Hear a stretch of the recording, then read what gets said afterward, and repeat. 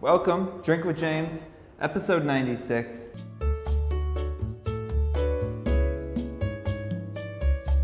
It is, I think, officially the first day of spring here in New York City, so I've switched from whiskey to margarita for the day. It's 78 degrees or something outside. I was walking around today and everyone just has this shit-eating grin on their face and their pallid white bodies. And I haven't seen the sun in months. It's been a tough winter here, and we're not totally out of it, but for the next 2 days, we have summer, and New Yorkers, just like, if you don't live in New York, I apologize for the content. It's gonna be like Coachella, but for the weather. Like, everyone is just gonna be posting about it and being like, oh my God, it's amazing. But it is amazing. And New York, when it first gets warm for the first few weeks, is so much fun because everybody is so happy. Like, you just cannot piss somebody off. Like, usually New Yorkers, you bump into them, they're like, hey, watch where you're going, you know?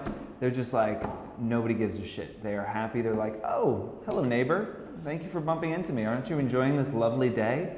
They turn nasty pretty soon after that because then it gets to be like 96 degrees and humid and you're standing in the subway and you start to feel the drip of sweat falling down your back, and then there's like someone's like breathing their hot breath on you. So they get annoyed again very quickly, but there's a 2-week gap where everyone is very happy and I am happy. Look, it's been an emotional roller coaster for me today. I woke up, my camera was not in my apartment. I left it in a cab last night. I thought, oh, I lost my 5D Mark IV and my L series lens. I'm 5K in the hole. I'm such a fucking moron. I'm 33 years old, about to be 34. How am I losing my camera?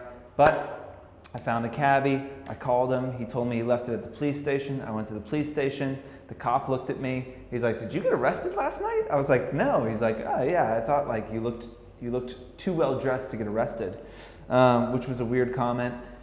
I got the camera back, so I'm feeling good again. I'm drinking a margarita. I let most of the office, if you see it's pretty empty, I let people go early, so I am in a good mood. We're gonna answer these questions and I'm gonna continue drinking.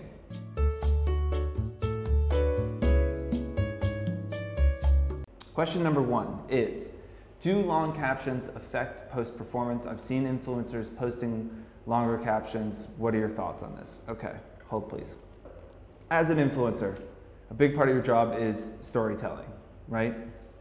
This is a fact that I think is lost on some of my colleagues in the influencer space because I go through Instagram and I'm not seeing a lot of storytelling craft happening. Now, there are some people who are great visual storytellers who don't have to use long captions or anything like that, but I do think that a long caption can be really helpful. I wrote a big email to brands this week about The Rock, who I talked about last week, who I obviously love. He writes a lot of very, very long captions. I don't read every one of them, but they generally do help to, because he's not a great photographer, or he's not a photographer at all, and a lot of the stuff, he's just like iPhone photos of him. He's using the captions to kind of flesh out what's happening, tell people about his day, et cetera, et cetera. When I was doing the Michelle Take Aim Challenge, I did a lot of longer captions because I was taking a photo of myself every day and I didn't have anything to say. Like, the photo had nothing to do with, you know, like, the photo wasn't telling a story, it was just a photo of me. So then I had to be like, what am I doing today? What am I struggling with? What am I happy about? What am I excited about? What am I sad about? What am I thinking about? What am I working on? I use the captions a lot in that way. I do think some influencers do a good job of it. In the fashion and beauty space, I see less of it. Chris Burkhardt, someone we also talk about a good amount, who's more of a travel and adventure photographer, but he sometimes writes really long captions that are nice. I think it definitely helps. I actually think it improves performance. I don't have stats on that, but I do think that if you write longer captions, you can train people to start reading those captions, which will get them to stop on your posts more often to see what you have to say, not just what you have to show. And I think that that can be really valuable, being able to give people something, you know, if they don't like the photo, they might still like the caption. I also think that with writing you can connect with people a bit more because you can let them into your life a little bit more. You can let them know what you're talking about. You're much more likely to get a like, I think, if you are revealing something about yourself, and it is hard to reveal something about yourself in a photo. So I think captions can be really helpful for that. So if you're not good at speaking to camera, I'm not good at like on Insta stories, like I never like speak to camera. I find it very awkward. I replace that by letting people into what I'm doing on captions. I'd be interested in y'all, if you know someone who's a great writer, who's writing long captions in the influencer space, throw it in the comments because I'm actually interested in it. I'm interested in diving more into influencers on Instagram that are using captions in an interesting way. It's something that's been on my mind recently. So if you know somebody, throw it in the comments for us. Blogs are increasingly going away, and I do think that like writing a long caption, if you can write and you're not writing long captions, I think you're doing yourself a huge disservice.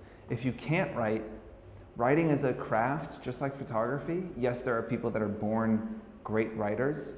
I read this book by Haruki Murakami called What I Talk About When I Talk About Running, which is a book about writing wrapped up in a book about running.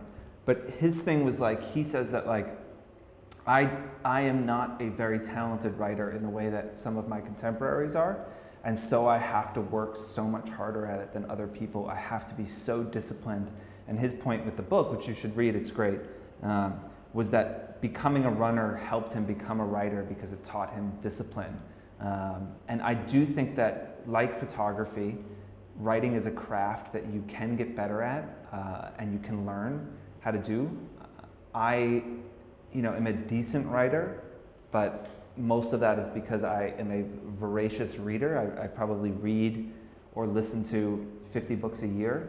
And I've done a lot, like over the last, I've listened to 50 books a year, and over the last 20 years, I've consistently been writing, either on a blog or, obviously high school, I wrote, high school, college, you write papers, but I was also doing newspaper stuff. And then writing has always been a part of my job in marketing. It's definitely something that you should push yourself. If you feel like I'm not a good writer, I think that you should push yourself once a week to try and write a long caption. Try and tell a story. There's only so far that a photo can go. And I was talking to an influencer recently, someone who I think has great style and has a really great viewpoint. And I was like, I've known you for over a year. I've followed you for longer than that. If I just followed your Instagram, I wouldn't know a thing about you. And if somebody doesn't know something about you, then why follow you? Why are YouTubers' Instagram feeds so much more engaged than a normal fashion influencer? Because this back and forth, speaking to camera, creates a connection. Those followers of YouTubers feel connected to the person. They feel like they know them. And so they are more likely to engage. Okay, well, you're not a YouTuber, you're an influencer. How do you get people to know you? What, by posting your outfit of the day? Like, it's not gonna cut it, right? So the captions can help. You can still do the outfit of the day and then tell a story underneath. Tell people about yourselves. Be vulnerable. Say what you're worried about. Say what you're excited about. All those things. I think it's a huge opportunity. I think everyone should try it.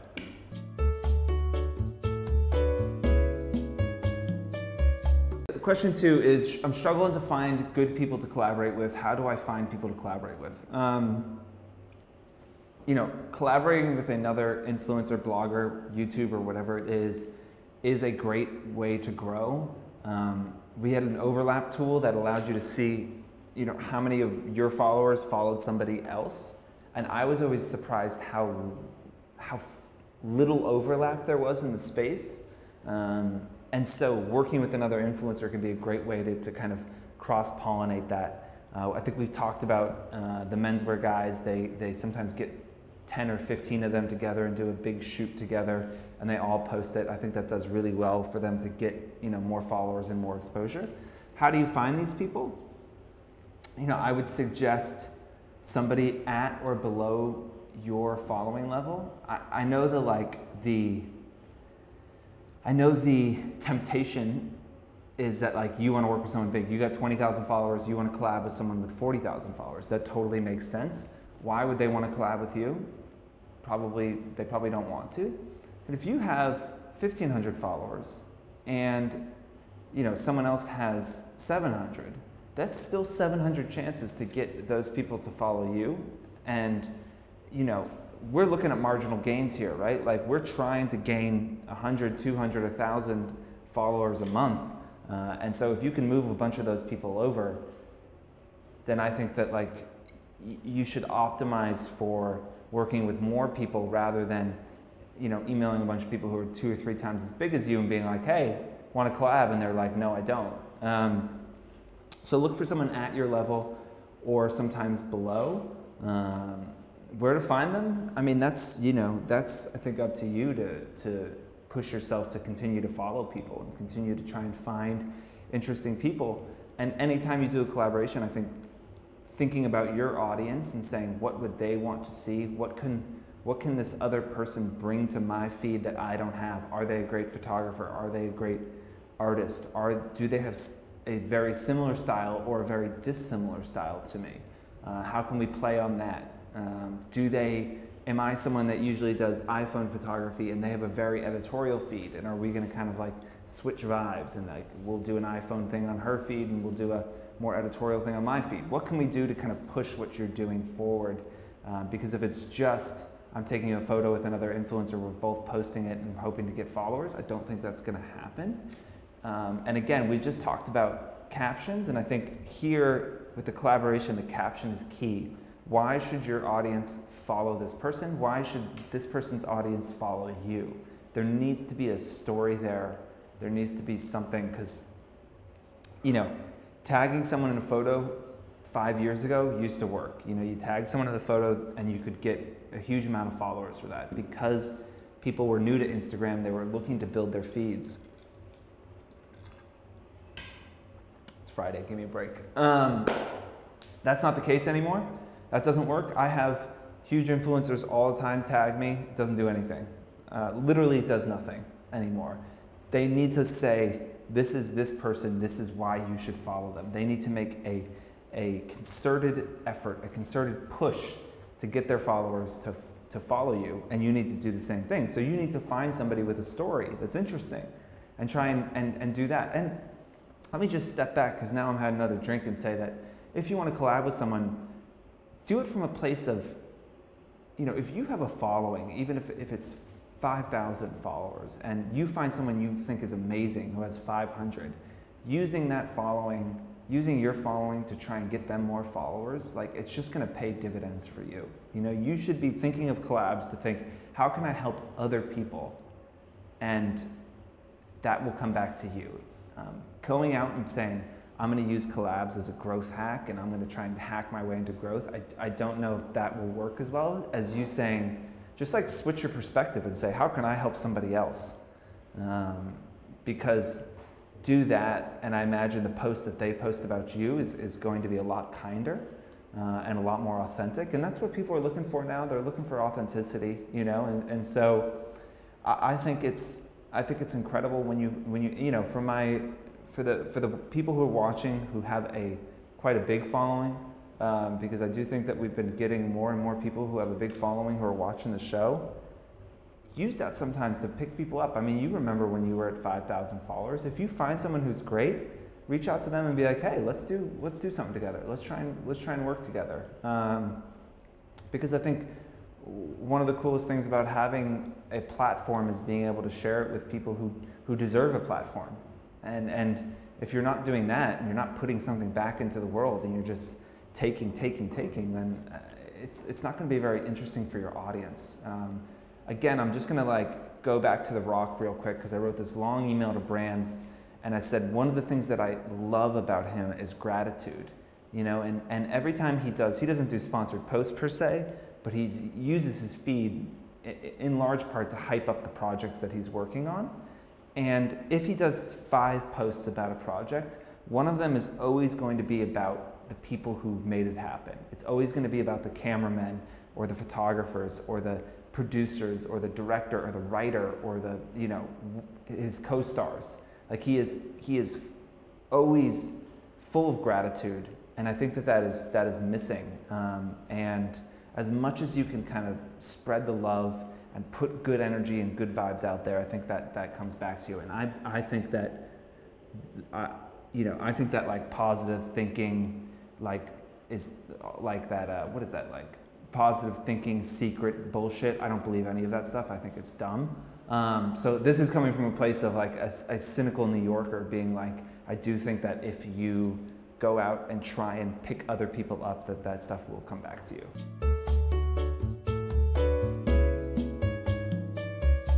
Oh, question 3. Question 3 is about cold emails. And it was about when, is it rude, how do I follow up, etc. I'm gonna kind of step back from the actual question and use it as a teeing off point. I have a lot of friends that work in digital that are, heads of PR or marketing for brands, and they forward me influencer emails every once in a while with like the eye roll emoji. Yeah, it just happened to me like 2 days ago, actually. And I am always shocked at how bad the emails are that people are writing when they're reaching out cold to brands. A lot of them are, hey, my name is blank, I'd love to collab. That's it. Or, hi, I'm going to Coachella, can you give me this? And we've talked about this at length, and I don't want to go into the whole process.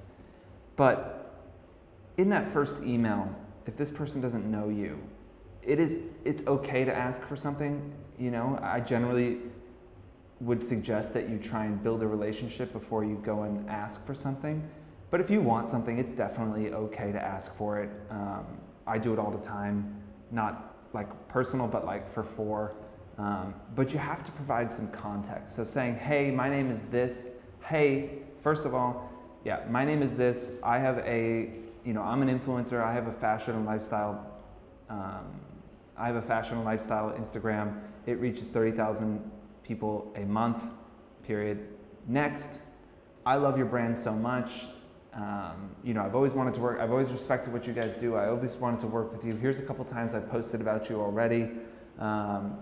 Next, I'm heading off to Coachella this weekend, and I know it's a long shot because there's not a lot of time left, but I thought it would be a really cool opportunity to potentially work together. What I'm looking for is XYZ, but I'm happy to get on the phone, blah, blah, blah. If you're gonna send an email like that, you have to like introduce who you are and tell them why you're relevant to what they do. Show them that you know and care about their brand. Think about it as an influencer, all the emails you get from brands that say, hey, influencer, and they pitch you some shitty product that you don't want, that has absolutely no relevance to your blog, and you just think, why are you reaching out to me? This is like offensive and annoying. And I see influencers post to Twitter all the time, like when brands email and it says like, hey, influencer, and they forgot to like take that out and put their name in there. And that is annoying, and it is kind of offensive, and it is lazy. But influencers are doing the same thing to brands, and they're just like, so first you have to like introduce yourself in some way that lets the brand person know why they should be reading the rest of this email, because there's a good chance they won't even get to the end. So why should they actually take the minute or two to read this email? So validate yourself. Show them you know their brand. Show them you care about what they do. You don't have to have posted about that brand before, but show them you care. Hey, I saw your recent campaign. I loved it. Hey, I saw this. I saw your recent ad in Vogue, and it reminded me to reach out. Show them that you're watching and that you care, and then explain the opportunity well. Explain the opportunity. You don't have to go into extreme depth because this is going to be a back and forth. But frame it in a way that they can kind of understand what the ask is and kind of understand how to respond. If I'm reaching out cold, I usually do like hey, totally understand if this isn't possible, but just wanted to ask, because saying no to someone sucks. Like it's not a nice thing to do. Nobody likes to do it. And again, if you think about this as a marathon and not a sprint, and you want to work with that brand for years, it's okay if they can't work with you this first time, you know? But your behavior in this first email, in this first exchange, could prohibit you from ever working with them. And so in that first email, you want to make sure that you try and open a door that maybe you can walk through right away, but maybe you walk through in 6 months or a year. But the worst thing that that first email can do is close the door. And the way to do that is by being like, me, give me, give me, give me. I'm giving you no information and this is what I want, 2-sentence email. I think the email should probably be like 2 to 3 paragraphs. Short paragraphs, but 2 to 3 paragraphs. If your email is a sentence or two and you're reaching out to a brand for the first time, you're fucking up. So step back, think about it as if a brand was reaching out to you and what you would react to. A brand that you have never heard of in your entire life, because you may think you're hot shit, but there's almost no chance the brand that you're reaching out to has heard about you, because if they've heard about you, you probably aren't reaching out cold. So they have no idea who you are. So think about that. Brand you've never heard of before reaches out to you cold. What do you want that email to look like? Structure that the same way for yourself when you're reaching out. And just real quick, DMs or no DMs? Email. Yeah, no DMs. No DMs. The only DM I would write is if you were trying to get an email address and you couldn't. But I would dig first. The email addresses are out there. You can find them. But if you can't find them, you can DM and ask for an email address. But don't. You know, I get a lot of DMs and I appreciate them, and I actually encourage y'all to DM me. But it's hard to stay on top of it because it's not like an inbox, especially for your like hidden private DM, the ones that like you're not following or you haven't talked to before. You don't see those for a while. It's just, you can't search that inbox well. So if you say, oh, what was that influencer that asked me about Coachella? Like I just tried to do a search in my Instagram inbox for Drink with James, but like you can't search messages, which is really fucking annoying, honestly. So do not DM. It's very annoying. And the brand people I've talked to at least have said that they do not like when influencers DM them. So, listen, it's 80 degrees out. I've been freezing my ass off for 4 months, so I'm gonna leave. Cheers.